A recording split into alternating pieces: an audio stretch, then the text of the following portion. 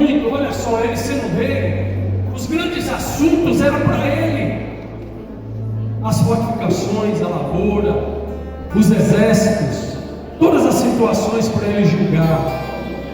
Muita gente às vezes quer ficar bem informada, ao contrário de Davi. Depois de sofrer muito, ele disse: de certo fiz calar e sossegar minha alma, não me exercito em grandes assuntos e nem em coisas elevadas para mim. Deus está querendo que você aquiete, acalme, sossegue. A informação que precisamos ter é acerca da pessoa de Jesus.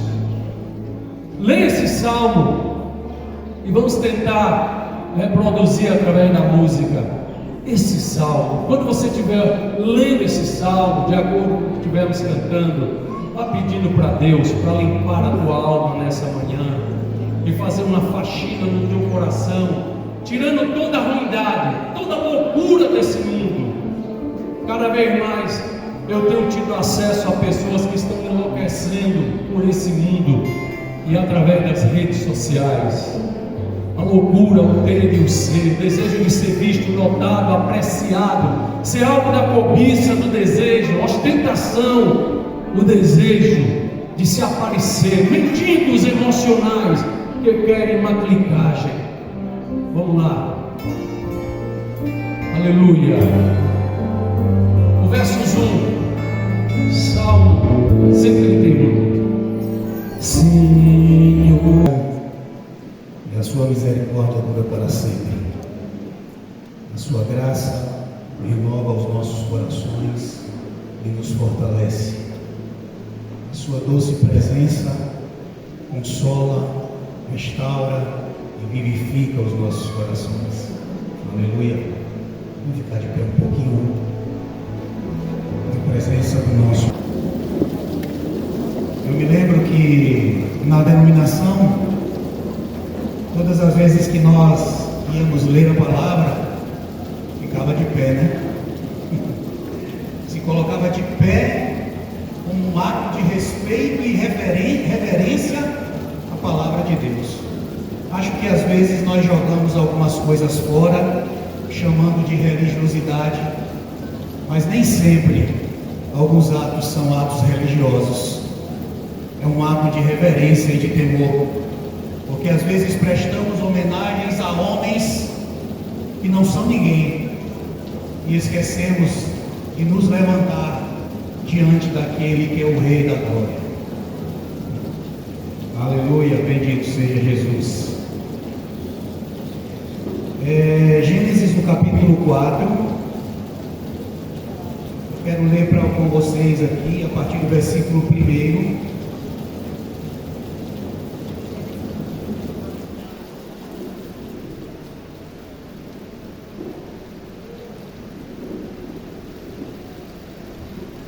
Diz o seguinte, eu estou lendo na tradução revista e atualizada, para aqueles que querem acompanhar aí. Diz o seguinte: coabitou o homem com Eva, sua mulher, esta concebeu e deu à luz a Caim. Então disse: adquiri um varão com auxílio do Senhor. Depois deu à luz a Abel, seu irmão. Abel foi pastor de ovelhas e Caim lavrador.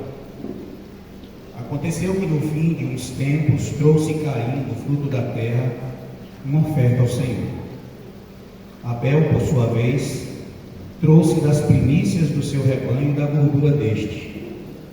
Agradou-se o Senhor de Abel e de sua oferta, ao passo que de Caim e de sua oferta não se agradou.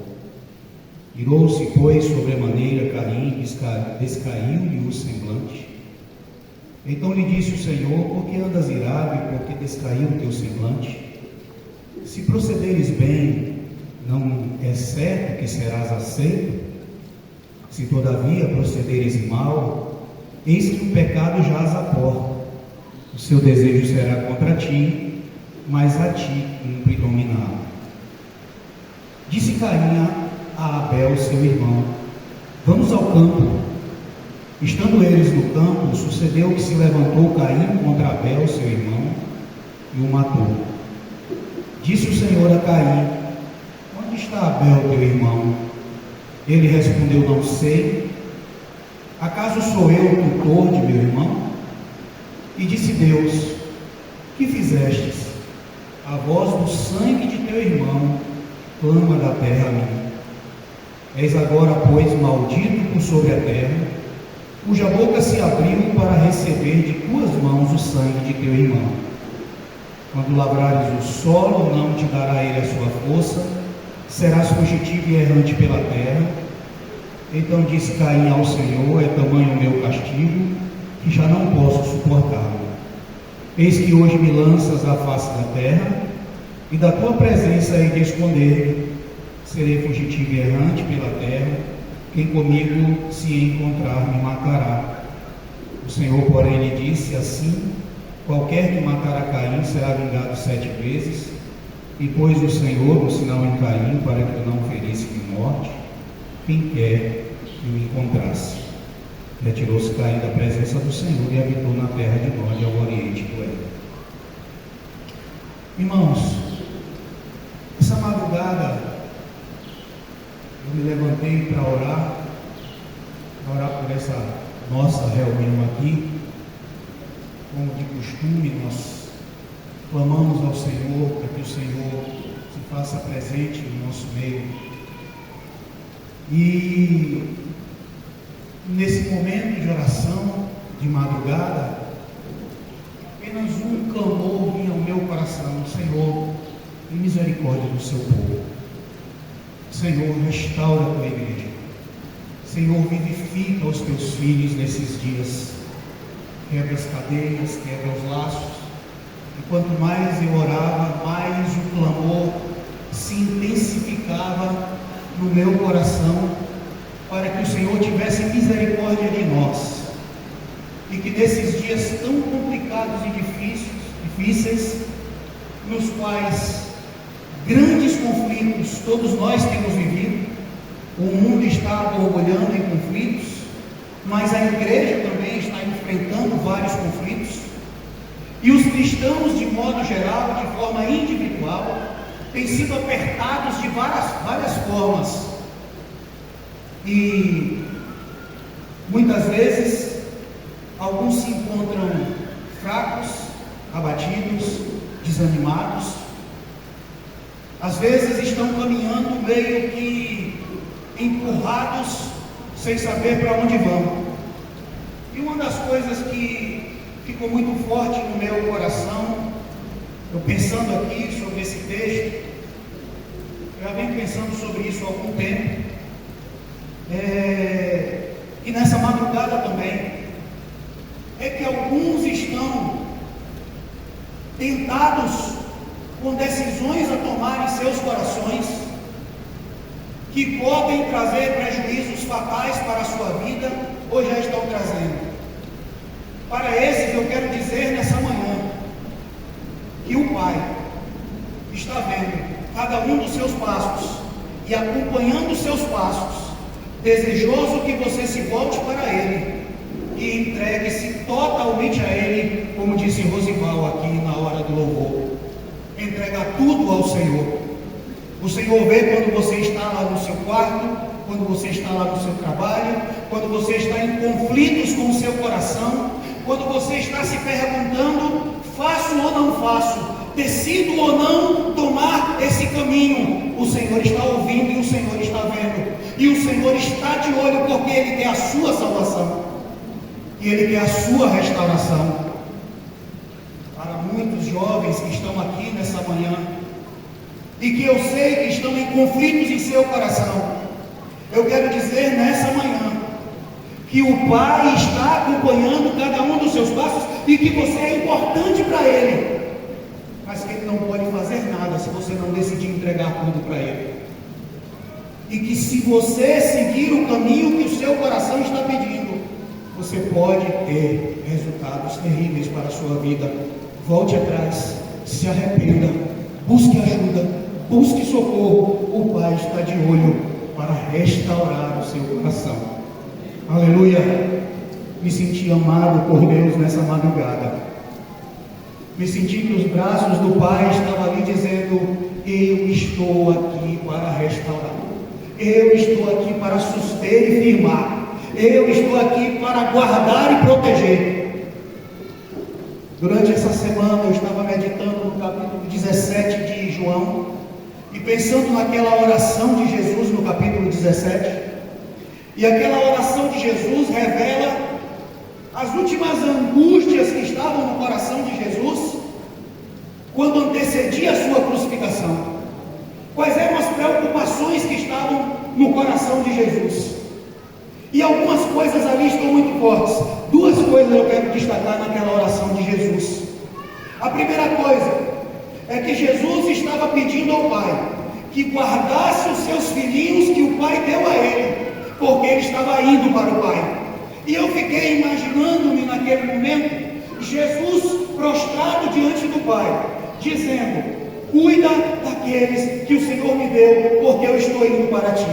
Naquele momento Jesus estava saindo, estava se retirando, ele iria morrer, estaria com o Pai. Mas Jesus tinha uma preocupação. Naquela oração, Jesus diz algumas vezes: Pai Santo, guarda-os em teu nome que me destes, guarda-os. O Pai estava orando por você e por mim. Jesus estava orando por você e por mim, clamando para que eu e você fosse guardados e não fôssemos tocados. Do versículo 11 ao versículo 15, Jesus começa a orar. E no segundo ponto que ele fala ali, é o desejo que ele tinha, que nós fôssemos um, como ele e o Pai são um. E ele estava orando ao Pai, dizendo: Pai, eu vou partir, mas mantenha eles unidos, assim como eu sou contigo, que eles sejam um. Era o clamor de Jesus. Mas desse versículo 11 até o versículo 15, Jesus também acrescenta um ingrediente nessa oração: eles não são do mundo, como eu do mundo não sou. Guarda-os, guarda-os. Você, meu irmão, minha irmã, você, criança, jovem, adolescente, você não é deste mundo. Você foi comprado por um preço caríssimo e o Senhor não abre mão da tua vida. Satanás está brincando, mas Jesus, ele estava pedindo ao Pai: guarda-os. Conflitos na sua mente, guerras. Jesus estava orando ao Pai, dizendo: guarda-os, protege-os. Enquanto eu estava com eu os guardei, eu os protegi, mas agora eu vou para ti, Pai justo, guarda-os. O Pai está de olho em nós, nos guardando, falando conosco e acompanhando o nosso caminhar. E nessa introdução aqui, irmãos, que eu estou falando, enfatizando esse cuidado de Deus e essa preocupação de Deus com as nossas vidas, principalmente nesses últimos dias, eu quero pontuar aqui algo que é muito importante para nós, que é o cuidado que nós precisamos ter com uma vida de negligência na nossa caminhada espiritual. Eu já falei sobre isso aqui algumas vezes, mas eu queria voltar de novo aqui, colocando como pano de fundo essa preocupação de Jesus e do Pai, para que nós sejamos guardados em sua presença e sustentados até que Ele volte. Amém? Quem tem esperança de um dia vê-lo, faz assim: esperança de um dia vê-lo. Esses dias uma irmã muito amada, ela me fez pensar, porque eu numa conversa com ela, e ela passando por lutas e guerras no seu coração, provações terríveis e tentações, ela disse assim para mim: Cláudio, eu quero cantar no coral celestial. Eu disse: meu Deus. Eu disse: meu Jesus. E ela falou isso com toda a sinceridade do coração dela.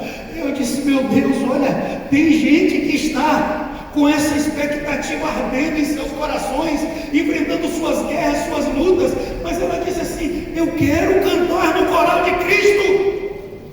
Ó Senhor.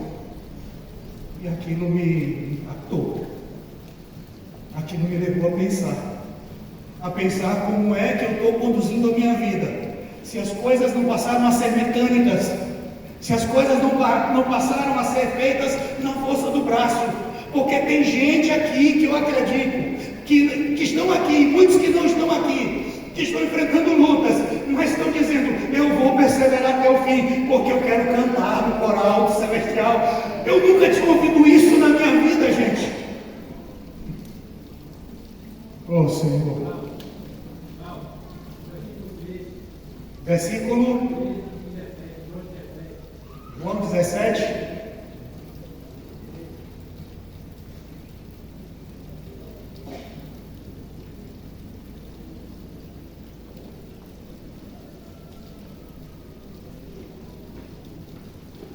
Mas agora vou para junto de ti, e isto falo no mundo, para que eles tenham o meu gozo completo em si mesmos. Aleluia. Aleluia. E aí, irmãos, eu quero falar para vocês nessa manhã que a negligência no relacionamento com Deus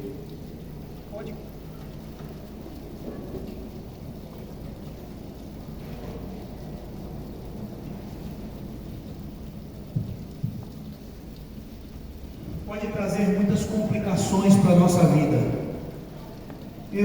Às vezes nós nos deparamos com pessoas que estão enfrentando problemas, conflitos, guerras, dificuldades, problemas com irmãos, e muitas vezes esses conflitos e problemas que nós temos vivido vêm unicamente do motivo da nossa negligência para com o nosso relacionamento com Deus, para com a nossa relação íntima com o Pai e com a sua palavra. Nossa relação com Deus determina os rumos que a nossa vida tomará, e nós precisamos entender que longe da fonte da vida não há como sobreviver. Olha, irmãos, vou dizer para vocês, eu dou tempo integral. Esses homens aqui também dão tempo integral. E muitas vezes enfrentamos lutas para manter a nossa comunhão de relacionamento com Deus e com a palavra. Não é isso mesmo? Porque essa carne milita contra o Espírito e o Espírito contra a carne. Ainda mais nessa era da tecnologia e de tantas coisas para nos distrair. Nós somos absorvidos no nosso tempo, e quando vemos, o tempo passou e você deixou de escolher aquilo que é mais importante para você. O problema é que a vida de negligência com Deus, ela vai cobrando o seu preço, e nós precisamos nos perguntar, irmãos, de que forma nós temos nos oferecido para Deus, nós temos nos relacionado com Deus. Tem um texto em Mateus, no capítulo 22, versículos 36 e 37, aonde Jesus é questionado qual é o maior dos mandamentos. E Jesus disse: o maior mandamento é este: amarás o Senhor teu Deus, de quê? De todo o teu coração, de toda a tua alma e de todo o teu entendimento. E o segundo semelhante a este: amarás ao teu próximo como a ti mesmo. Nós, irmãos, precisamos entender que para mantermos uma vida de caminhada sólida e firme, nós não podemos nos afastar da fonte que é Jesus. Esse distanciamento de Cristo, da sua palavra e da comunhão com Ele, provoca muitas deformações nos corações. Confunde a mente, confunde a cabeça. Às vezes você conversa com as pessoas e você percebe que as pessoas estão com demandas, guerras, conflitos. Tiago diz: de onde provém as guerras e os conflitos em vosso coração? Tudo está aqui na nossa carne, mas quando nós nos aproximamos da fonte que é Jesus, o nosso coração é quebrantado, a palavra nos limpa, nos lava, a palavra ordena o nosso coração, anima-nos na caminhada e fortalece o nosso andar a cada dia. Então amarás o Senhor teu Deus de todo o coração. Essa é uma busca que nós devemos ter para conhecê-lo e amá-lo com todas as nossas forças. A pergunta que eu faço para mim sempre: será que o Senhor tem ocupado o primeiro lugar na minha vida? Será que eu tenho gastado um tempo com Ele necessário para que minha vida seja renovada, minha mente, meu coração? A palavra diz assim que nós devemos nos transformar pelo quê? Pela renovação do nosso entendimento. Mas você não pode transformar o seu entendimento se a verdade de Deus não for a bússola que norteia a tua vida. E se você se distancia da palavra de Deus, dificilmente você terá o seu entendimento renovado. Muito pelo contrário, na era das redes sociais, aonde nós temos milhares de pregadores, milhares de influenciadores, nós temos sofrido influência de tudo quanto é tipo, várias ideias, várias correntes teológicas, vários pensamentos. Bons pastores têm falado nas redes sociais, mas às vezes você vê bons pastores seduzidos pelo desejo de ter mais visibilidade, de receber mais, de serem mais vistos, e de repente a igreja vai absorvendo de tudo que se é ali colocado, e você deixa de se alimentar da palavra de Deus, que é a fonte de vida. Quão bom é quando você entra no seu quarto e você medita na palavra e ela arranca lágrimas dos seus olhos. Amém? E já teve essa experiência? Você está meditando na palavra e de repente você começa a dar um nó na garganta e você começa a pensar naquilo que foi dito. Eu muitas vezes, às vezes eu vejo os irmãos falando que consegue ler a Bíblia assim toda, de Gênesis a Apocalipse. Eu tenho essa dificuldade, gente. Às vezes eu paro num texto, num versículo, e aquilo vai me moendo, me esmagando, eu não consigo sair dali correndo. Cada um tem a sua forma de se relacionar com a palavra de Deus. O importante é que essa palavra impacte a nossa vida, mude a nossa forma de pensar. Esses dias eu vi 2 influenciadores conversando na internet. 2 caras famosos. E aí um dos influenciadores perguntou ao outro: quanto tempo você passa nas redes sociais? Aí um deles disse assim: eu passo entre 3 e 4 horas nas redes sociais. 3 e 4 horas nas redes sociais.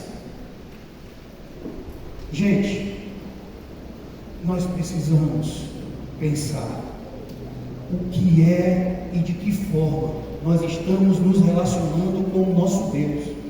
Qual o tempo que temos dado para Ele, para depois você ver situações em sua vida que você diz: eu não estou bem, eu estou fraco, eu não estou me sentindo bem, eu estou com dúvida com relação a isso. Aí aparece um problema com o seu irmão, aí você começa a olhar a igreja de cima para baixo, você começa a julgar os outros, você começa a se achar melhor, você começa a colocar um microscópio na vida dos outros, simplesmente por quê? Porque quando você chega diante da luz, você faz igual a Isaías: ai de mim que sou um homem pecador, que estou perecendo. Mas quando você se afasta da luz, você começa a ver a vida do outro e não a sua. Se aproximar da fonte é você ser quebrado, ser quebrantado, ser moído por Deus. E é isso que o Senhor quer de cada um de nós. Amarás o Senhor teu Deus de todo o teu coração. Eu já falei isso aqui algumas vezes, mas dizem que quando a gente vai ficando velho, a gente pode repetir as mesmas coisas. O povo já não está velho mesmo, ele repete as mesmas coisas. Mas alguns anos atrás, muitos anos atrás, eu vivia uma angústia no meu relacionamento com Deus, porque eu queria fazer e produzir, e eu queria produzir cada vez mais, e aquilo nunca me satisfazia. Eu vivia numa angústia terrível, porque eu queria dar resultado, eu queria ver as coisas acontecer. Então eu corria para um lado, corria para o outro, pregava, batia de porta em porta, eu orava, eu buscava. São coisas erradas? São coisas corretas. O problema era a motivação que estava errada. E um dia eu de joelhos clamando ao Senhor, o Senhor disse assim ao meu coração: agrada-te do Senhor e Ele fará aquilo que desejas no teu coração. Quando você se aproxima da fonte, você consegue ouvir a voz dele. As cobranças vêm de Satanás, O consolo vem do Espírito Consolador em nossos corações. As cobranças vêm da carne e da nossa justiça própria, mas o consolo vem do Espírito. Então no Salmo 137,4, o Senhor sussurrou ao meu ouvido: Cláudio, você sabe o que eu quero de você? Não é mais trabalho, eu quero que você se agrade de mim. Eu quero que você me ame, que você seja pegado a mim, que você ande comigo, e eu farei através de você. Tem muita gente que não consegue gozar da alegria da salvação, de ser um redimido, da alegria de ser salvo, do gozo de ter o Espírito Santo. Eu estava assim naquela época, e a partir daquele momento eu disse: mas Senhor, uma coisa tão simples, e eu não entendia. O Senhor quer que eu me agrade de Ti, que eu ame a Tua palavra, que eu ame a Tua presença, que eu ande contigo, que eu ouça a Tua voz, e o Senhor fará. Você será produtivo, frutífero, cheio de graça, porque você não se afastou da fonte, porque você foi lá humildemente na presença de Deus. Olha, irmãos, em Miqueias 6,8 diz assim que o que é que o Senhor quer ao homem de ti? Que pratiques a justiça, que ames a misericórdia e que andes humildemente com o teu Deus. Até para você vir para uma reunião dessa aqui, você tem que vir humilde, quebrado. Você tem que vir para cá dizendo: Senhor, o que é que o Senhor tem para falar comigo? Porque os corações sedentos Ele está atento. Às vezes, alguns saem de casa já cansados. Mais uma reunião. Eu quero dizer para você que o Senhor quer restaurar o primeiro amor e a prática das primeiras obras. Restaurar a humildade e a simplicidade de se relacionar com Ele, de beber da fonte, de poder ser renovado, porque você está andando na presença dEle.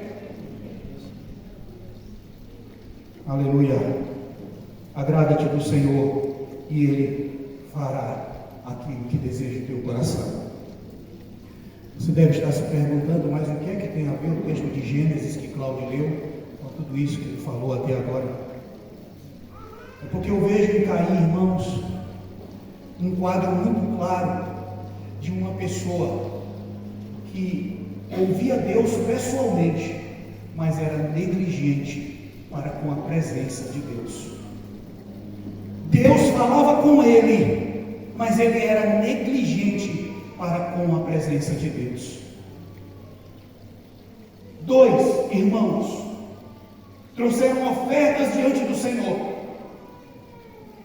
No livro de Hebreus, no capítulo 11, diz que a oferta de Abel foi aceita porque ele deu com fé. Não foi algo mecânico e não foi algo por obrigação. Ele deu de todo o seu coração diante de Deus e ele foi recebido, a sua oferta foi recebida. Caim é um quadro claro de alguém que, embora ouvisse a Deus, escolheu andar pelos seus próprios caminhos, fazer sua própria vontade, andar pela sua própria cabeça, não ouvir ninguém, nem mesmo a Deus. Quando eu olho para Caim, eu observo que Caim, ouvindo diretamente de Deus, Deus falando com ele, o seu coração estava endurecido. Eu pergunto a vocês, meu irmão, minha irmã que está aqui nessa manhã: será que o meu coração pode se endurecer e se tornar indiferente como o coração de Caim? Será que eu posso estar na presença de Deus e me tornar uma pessoa insensível ao seu falar e à voz do seu Espírito em meu coração? Será que o Espírito está dizendo para mim e para você que você precisa dar um passo atrás, que você precisa se arrepender, que você precisa confessar, que você precisa consertar, e você está como Caim, indiferente àquilo que o Senhor está falando ao seu coração? Eu não tenho dúvida que nessa manhã aqui, Deus está falando com alguém.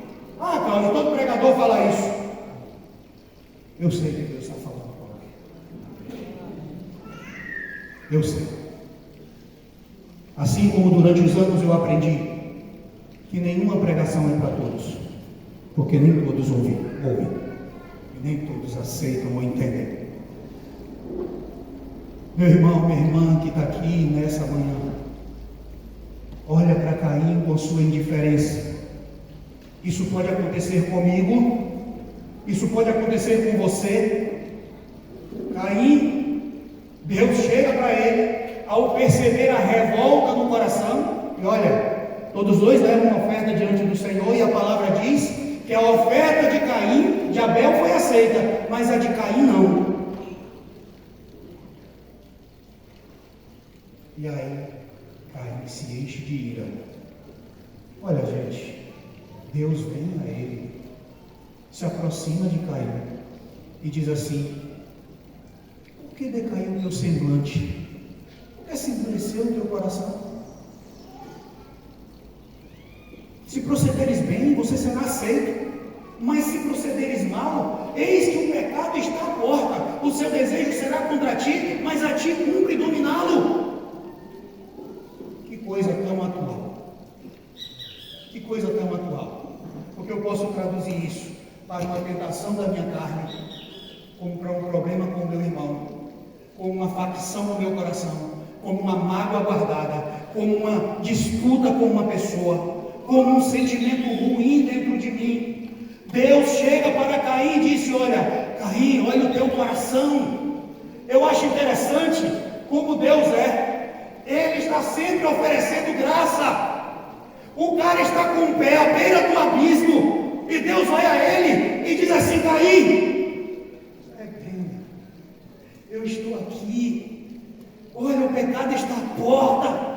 Se arrependa. Se você proceder bem, eu te receberei, eu te aceitarei.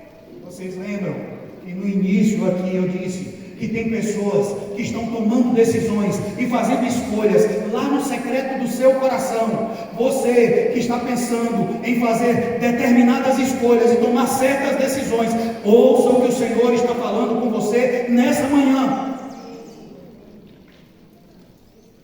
Ouça o que o Senhor está dizendo nessa manhã. Se você proceder bem, você será aceito. O Senhor derramará graça e perdão, e te restaurará, e te colocará na posição que você jamais imaginará. É nessa manhã que o Senhor te trouxe aqui, para que você ouvisse a voz dEle.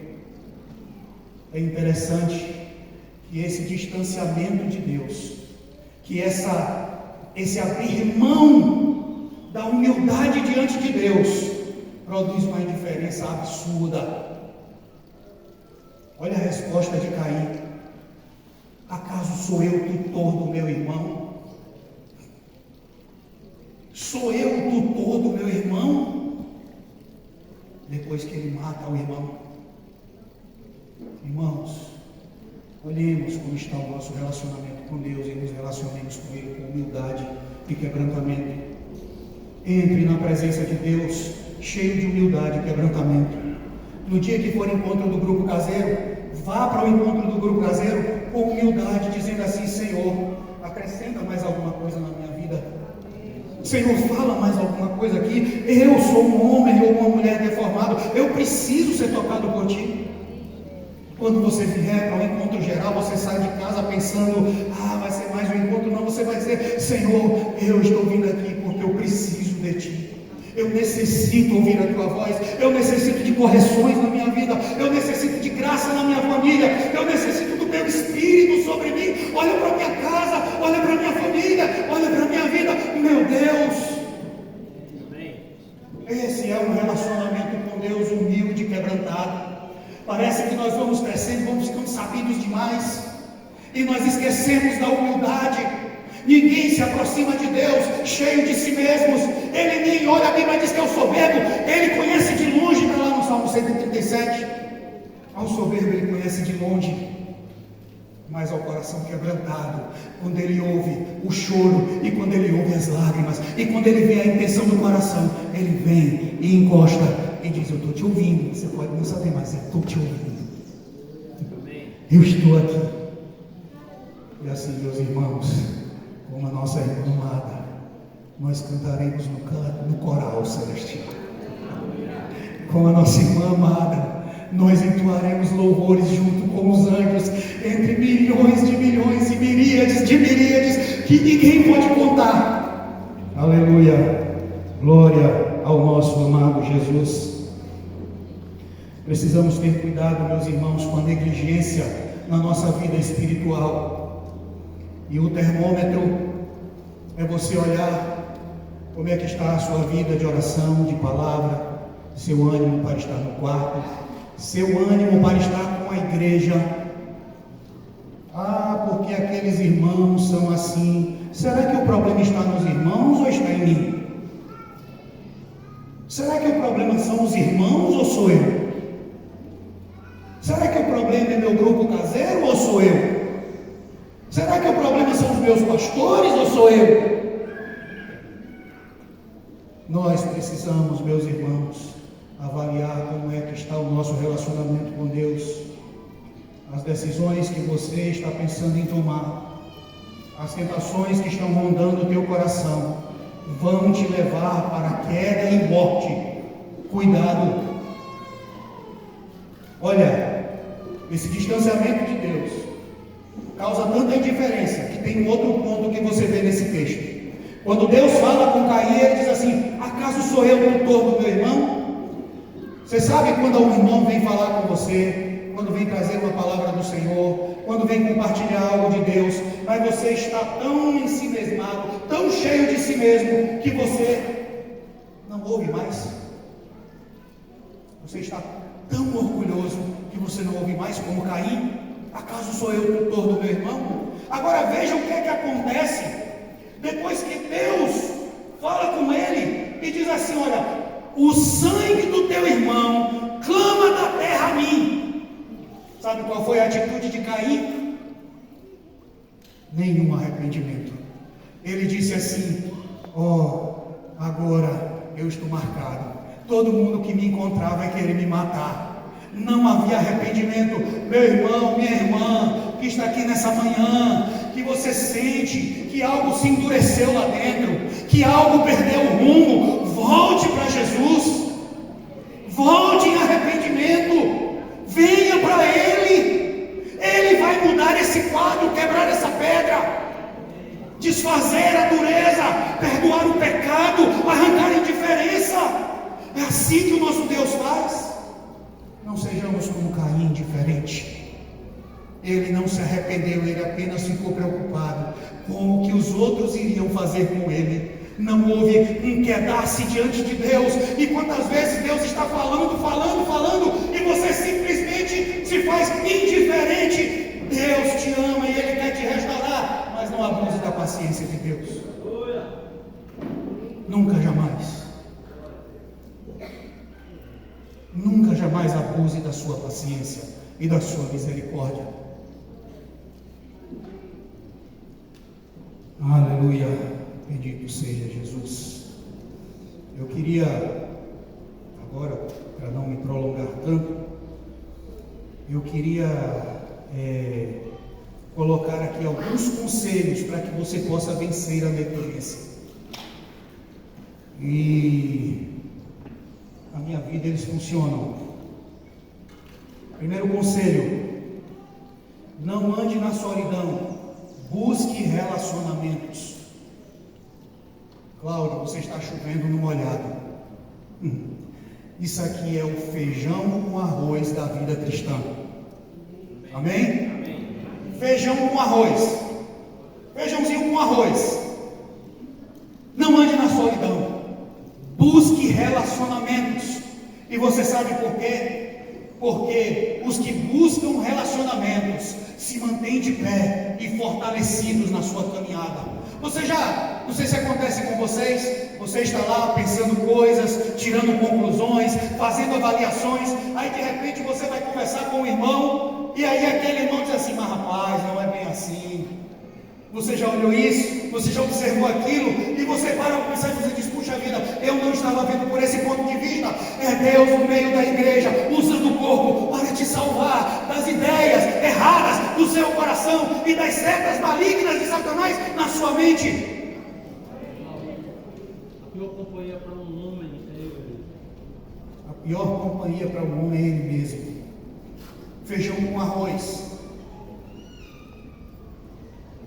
No livro de Hebreus, no livro de 1 Pedro, capítulo 5, versículo 8, Pedro diz que o diabo anda em derredor, rugindo como um leão, buscando a quem possa tragar.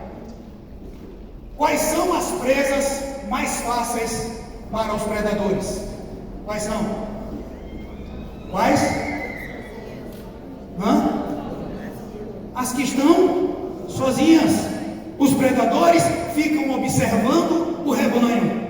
E quando ele vê uma presa que anda sozinha, separada, desatenta, aquela será devorada. Então, o primeiro conselho que eu quero dar nessa manhã, para que nós possamos vencer a negligência, é: não ande na solidão, busque relacionamentos. Amém. Porque quando você busca relacionamento, meu irmão, o Senhor corrige o seu coração. Porque eu tenho que me relacionar. Não é só isso. O Senhor está no corpo, na igreja. O Espírito está na igreja. A plenitude de Cristo está na igreja. Efésios 1, versículo 20. A qual o seu corpo, o complemento daquele que cumpre tudo em todos. E outra tradução diz: a qual o seu corpo é a plenitude de Cristo. No corpo de Cristo está a plenitude de Cristo.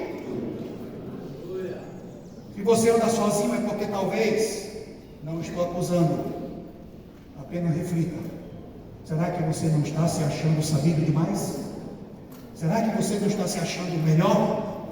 Será que você não está considerando-se que você sabe mais, que você entende mais, que você compreende mais?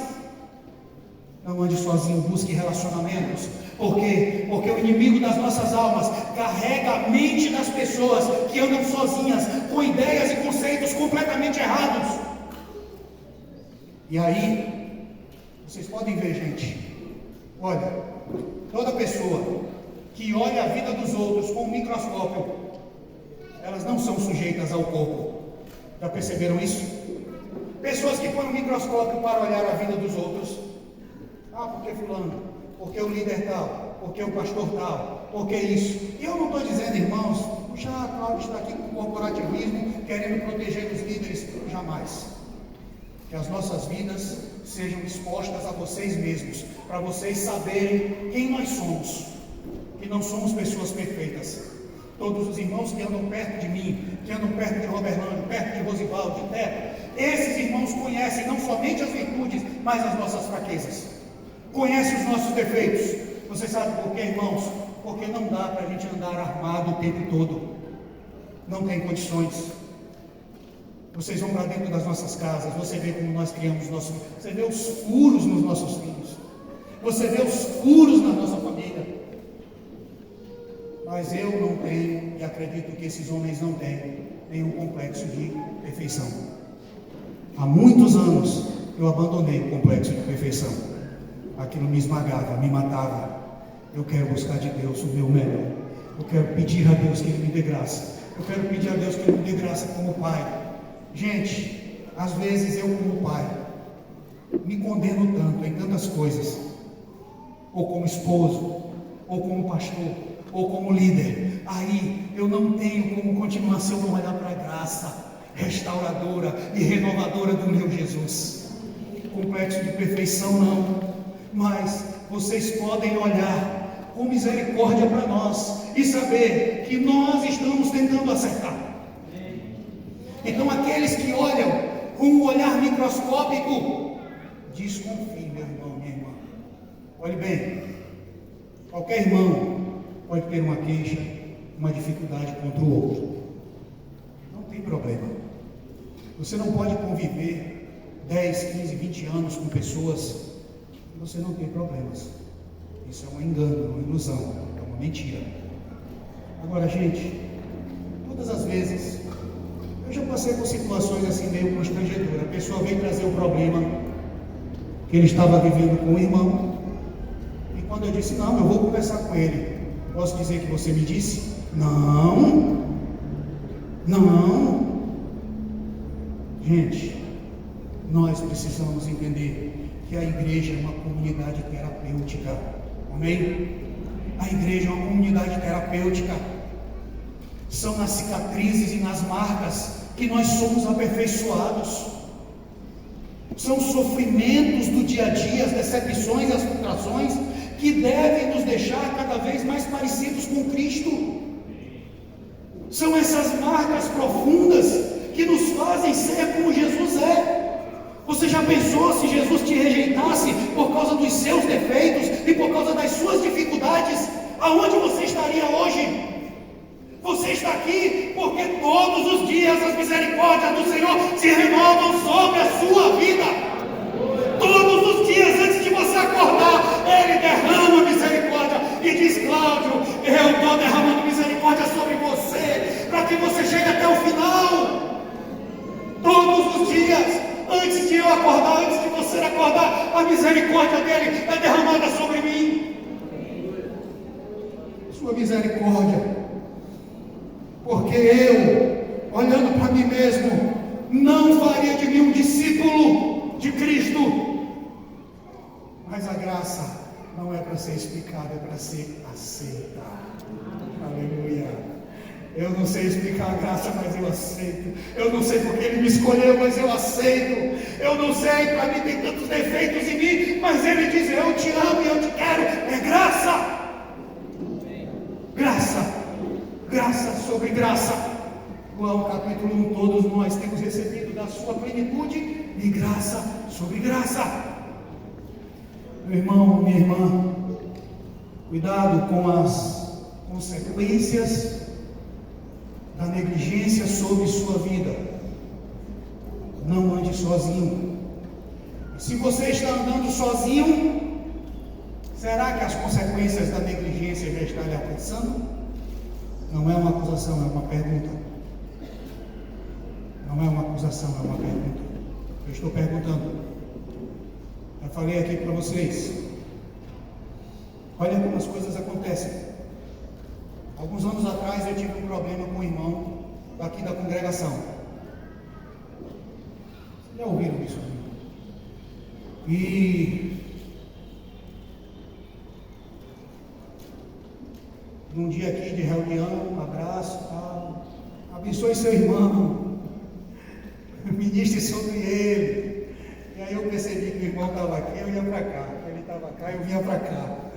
E eu comecei a me desviar do irmão. E no meio dessa reunião o Espírito falou comigo: você está vendo o que você está fazendo? Você está vendo como está o teu coração? E naquele momento eu entendi que o meu Deus é santo e que Ele não aceita que eu, pelos meus caprichos, me aparte do meu irmão. Marquei com ele, sentei com ele e disse: meu irmão, eu vim aqui lhe pedir perdão porque meu coração está completamente errado contigo. Não acusei ele de nada, não disse nada do que ele havia feito. Eu apenas abri meu coração e disse: o meu coração está errado, eu preciso lhe pedir perdão. Me perdoe. Eu estou lhe evitando, eu estou me afastando de você. Eu quero corrigir isso a partir de hoje. E aí ele disse: meu irmão, também eu quero te pedir perdão, porque eu errei com você. E aí vem o Espírito de perdão, de graça. Isso é igreja, isso é corpo de Cristo, isso é a presença de Deus. Mas quando nós andamos na negligência, nós começamos a alimentar esses monstrengos que vão deformando o nosso caráter, afeta a nossa relação com Deus e afeta a nossa relação aqui na horizontal, a relação entre irmãos. Pare para se perguntar: o problema é ele ou eu? Deus quer santificar ele ou eu? Deus quer mudar a mim ou a ele? Essa é a pergunta que você deve fazer, porque Caim entrou num caminho que a indiferença tomou o seu coração. Ele não ouvia mais a Deus. Não ande só, busque relacionamentos. Segundo conselho: confesse suas fraquezas e tentações. Que remédio para nós, né? Tiago 5,16, o que é que diz? Se eu nem abrir a Bíblia, que eu acho que todo mundo conhece, né? Todo mundo já sabe, né, esse texto de cor. Confessai as vossas culpas uns aos outros e orai uns pelos outros, para serdes o quê? Para serdes o quê? Para serdes o quê? Sarados. Então quer dizer que um problema no seu coração está te adoecendo, meu irmão e minha irmã, e a confissão, a restauração, a reconciliação sara. Aleluia! É o Espírito de Deus sendo derramado num batismo de amor sobre a igreja e de quebrantamento, e quanto mais quebrantamento, mais o Espírito vem e promove a graça dele no meio da igreja.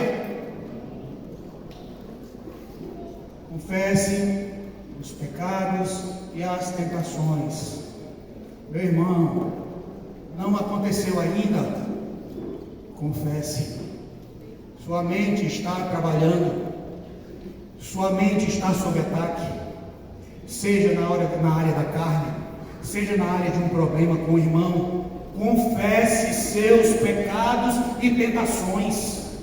Não guarde coisas que vão acumulando-se como lixo e vai destruir a sua vida espiritual.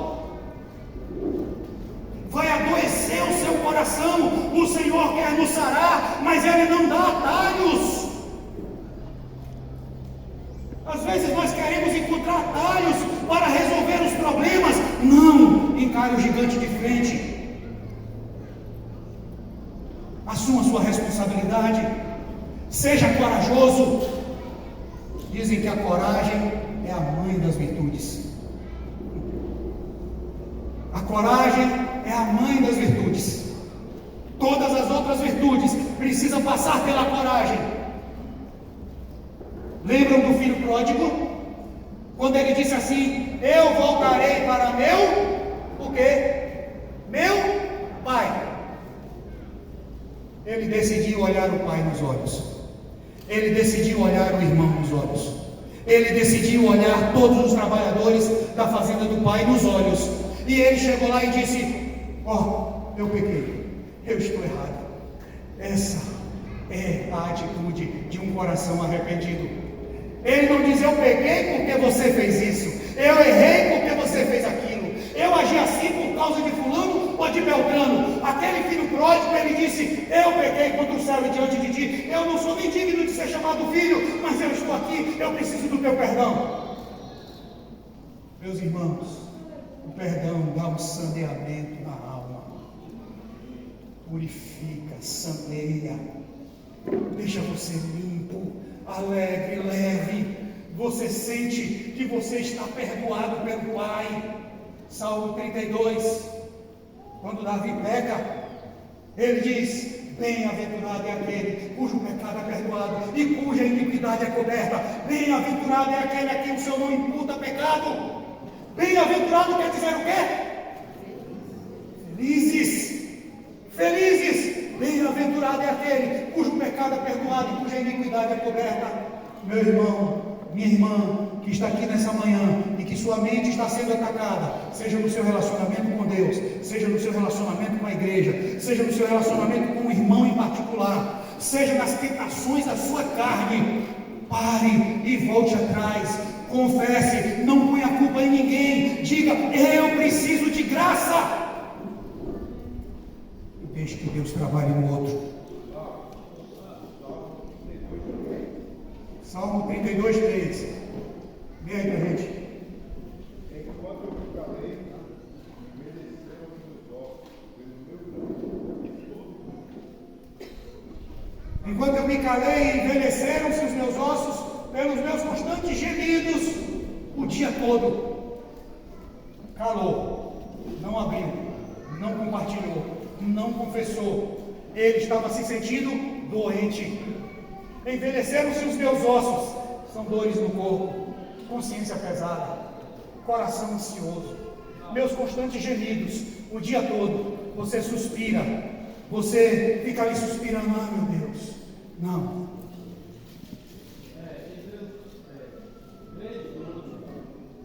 Veja, irmãos, que nunca haja qualquer um de nós um coração mau e fiel para se afastar dos Deus.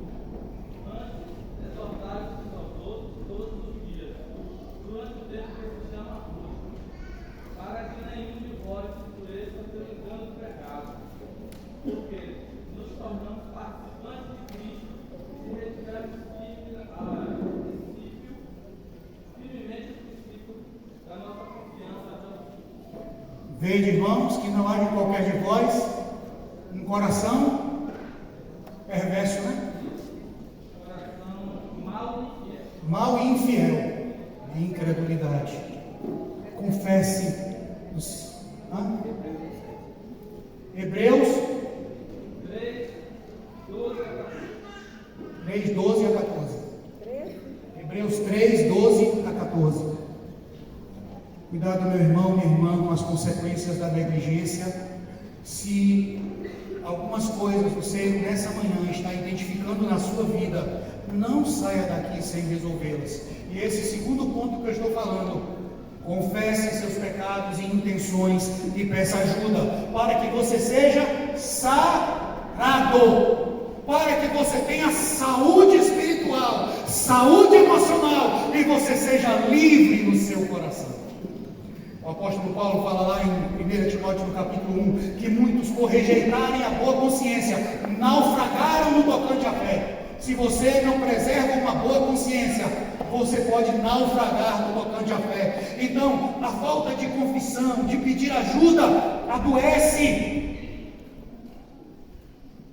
Enquanto eu me calei, Alberim leu ali, envelheceram-se os meus ossos pelos meus constantes gemidos o dia todo, porque de dia e de noite a tua mão pesava sobre mim e o meu vigor se tornou em sequidão.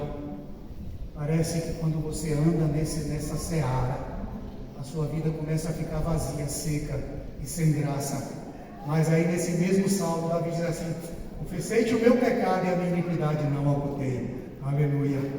Pelo que todo aquele que é piedoso orará a ti, há tempo de te poder achar. No transbordar de muitas águas, elas não submergirão. Aleluia.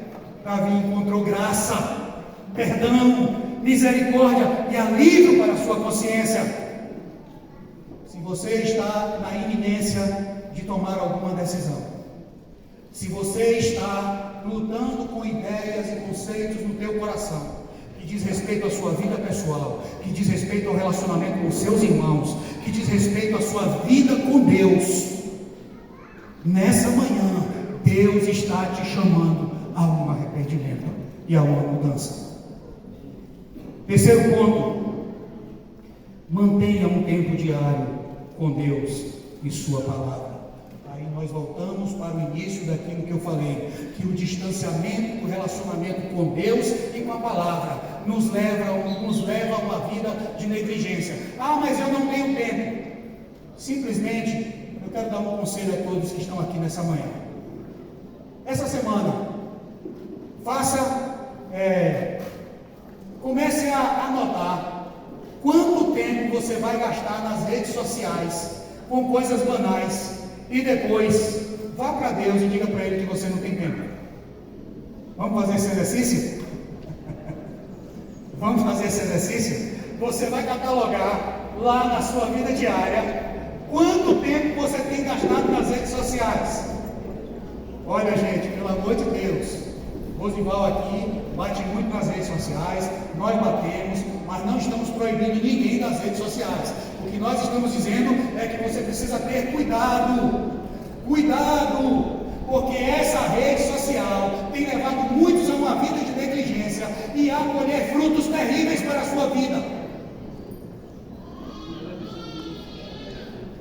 Rosival está dizendo que a TV virou fichinha, é verdade, né?